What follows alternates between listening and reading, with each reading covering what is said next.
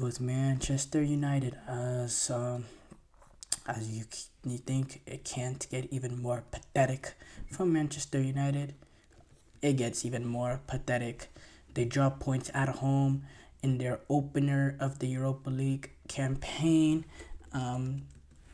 They drop points at home. Going back, we know United, they finished, I believe, 8th last season. Didn't qualify for the Champions League or for the Europa League through league positioning. They, in fact, it really should have belonged to Chelsea, but United winning the FA Cup, that FA Cup win guarantees you that spot in the Europa League and led to Chelsea now playing in the Conference League. So now, United getting that opportunity, it's a massive opportunity for them because, we don't know how it'll go this season in terms of the league, and this could be a way into the Champions League next season, which we know is important for a club like Manchester United. But, to start off as pathetic and flat that they did, dropping points at home to Twente, it's really unacceptable, and quite frankly, it's embarrassing. And it's been the same story with United, and a lot of people are pointing at Ten Hag and saying they've been pathetic. They've been pathetic just within recent history since Sir Alex Ferguson's been there. Now, they have looked very pathetic as well under Ten Hag, and these performances have become too common. But can we really say that these performances only started when Ten Hag got here? No, we've seen these sort of dry, underperforming, playing down to the level of the opposition.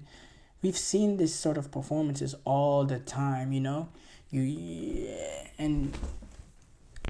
it's watching that game and seeing how it played out.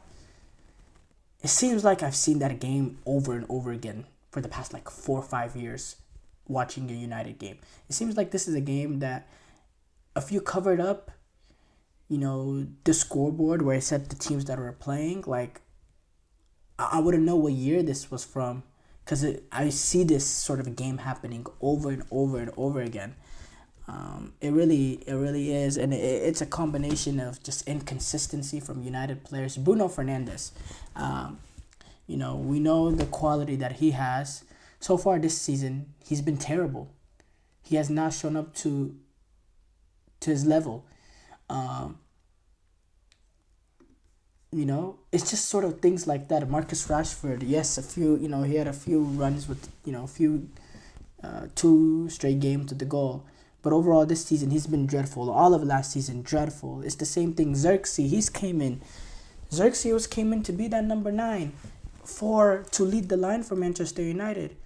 But I still don't understand that signing to me at all. You signed Rasmus Højlund, Man United did, and yes, he's been out injured for a while now. He actually made a cameo in today's game.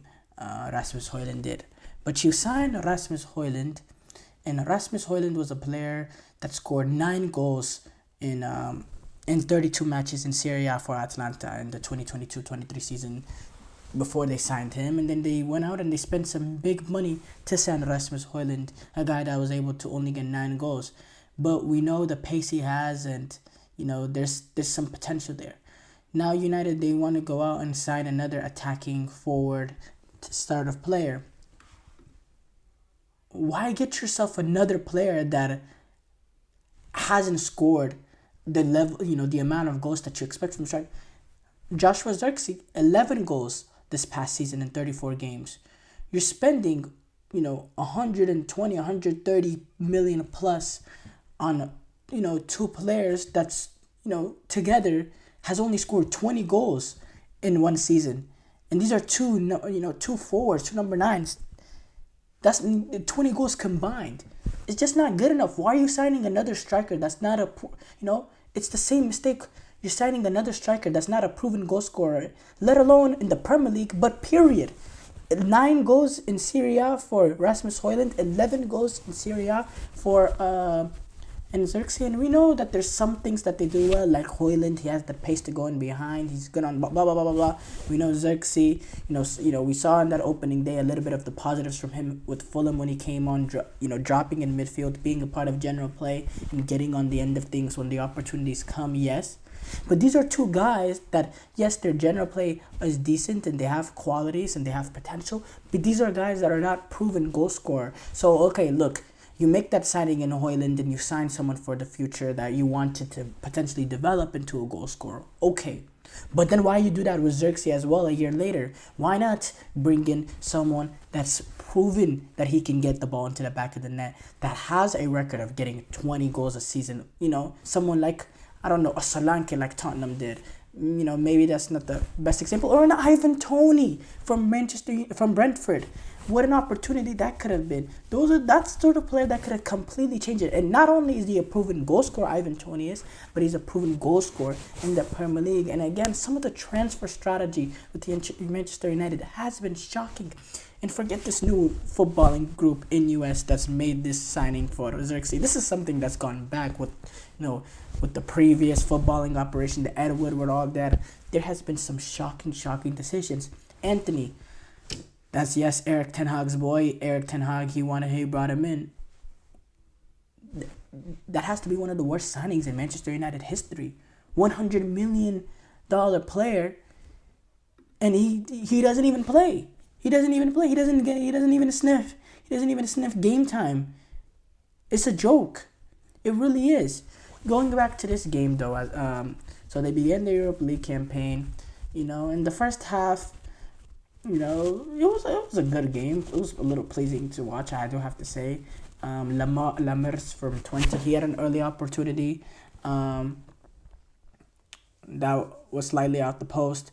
Eriksson, he got the opportunity in the 10 minutes after the halftime break. It was a very good shot into the top corner. Really, really good shot from him.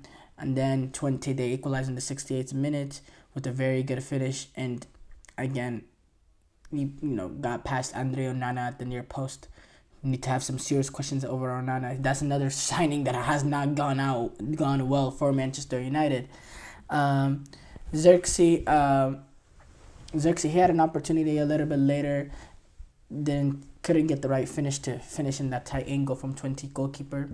But again, United did never look like scoring. Yes, Bruno Fernandes, he had an opportunity late on, but there was no sustained dominance even when the game was tied down the stretch. I didn't think United was gonna get that winning goal. They never looked like they were gonna win it, and they were absolutely so flat, so shocking, so pathetic, so slow, so slow, and they never looked like scoring.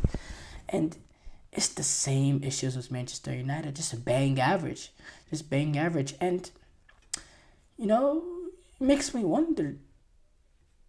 It has to be bigger than football at this point. And it is. It's always been bigger than football, honestly. There's been issues from the top to the bottom, and you can see it with what we see on the pitch. And as far as the players currently at this team, there's a mentality issue. They play down to the level of opposition. They can't dominate games. They have players that are hugely inconsistent.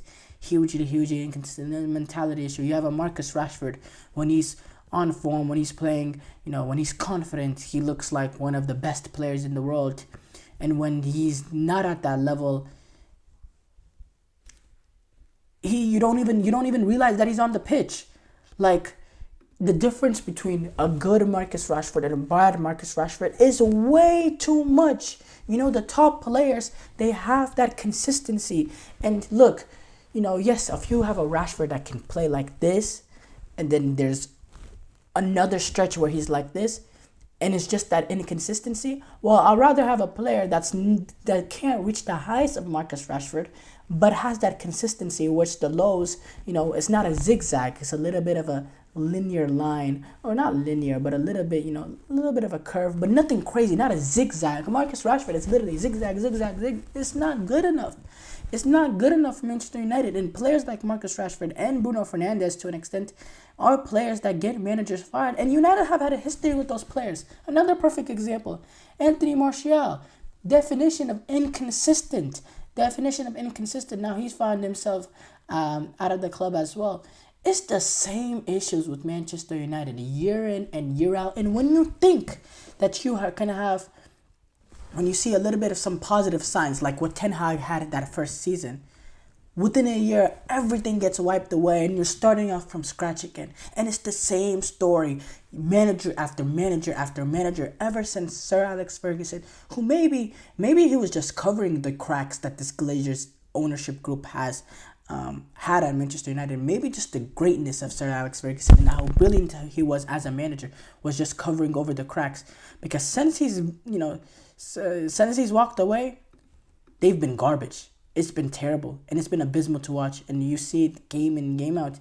With this United team right now, we really expect them to battle for a Champions League position? No way. Are they going to win the Europa League? No way.